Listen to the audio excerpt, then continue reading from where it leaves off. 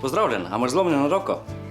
V bistvu ne, me pa zanima, kako je, če imaš zlomljeno roko. No, to bo pa zdaj probala navesti. A si pripravljen? Sem. No, pa daj. Prvo dava eno tako nogavičko. Zmeraj vidiš dolžino.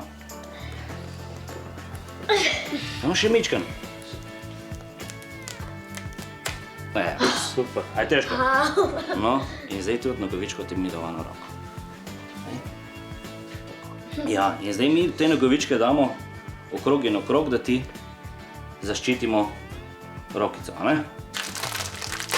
Mavec je v bistvu narejen, sestavljen iz povoja in pa gipsa, ki je namočen, ne?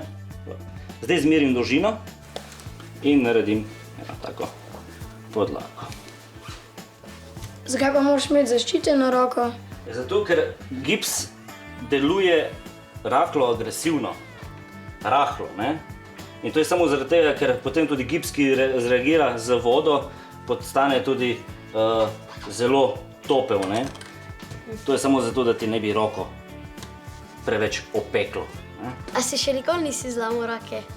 Ne, nisem še, jaz sem super junak, še nisem padel.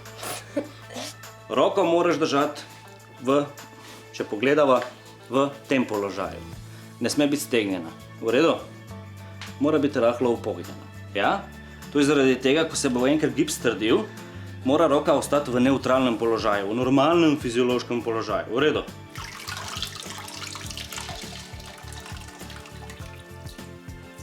Zakaj pa rabimo vodo? Da pride do reakcije, da gips začne delovati, ne?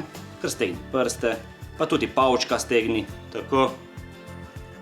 Mavčni povoj, ne? Spet namočimo vodo in to vse skupaj lepo zavijem.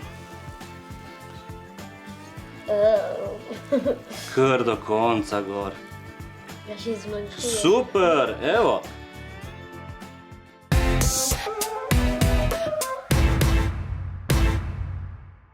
Sem zdaj grdka, ne? Ja. Ja. Kaj naredimo na koncu, da je gips lep? Razmažimo. Ja. A boš probala? Ok. Daš to meni. Kar tako, kar zagladi ga lepo. A to se zelo hitro strdi. Približno 15 minut potrebuje, da se strdi. Da je pa suh, potrebuje pa 24 ur. Jaz sem pa mislila, da to pacienta kaj boli. Ne, nič ne boli. Najbolj ga je bolelo takrat, ko je padel. Na koncu, ko naredimo gips, damo še navodila pacientom. Prste moraš premikati. Velik. Če boš čutil, da ti prsti ratejo mravljinčevi, ali pa da ti ratejo modri, ali pa da ti ratejo bledi, takoj moraš prijeti nazaj, da mi ta gips odstranimo in ti naredimo drugega. Ja? To je zelo pomembno. A te to kaj boli? Sploh ne čutim. A je že kaj trd? Zelo. A je težek? Tudi malo. No, jutri bo pa že lažje. Tukaj se bo posušil, pa vsa voda bo izhlapela in jutri bo dosti lažje. Komu pa večkrat naredite gips? Otrokom ali odraslim?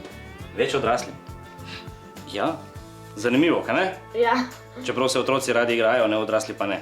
Ja, samo odrasli so bolj narodni. Ja.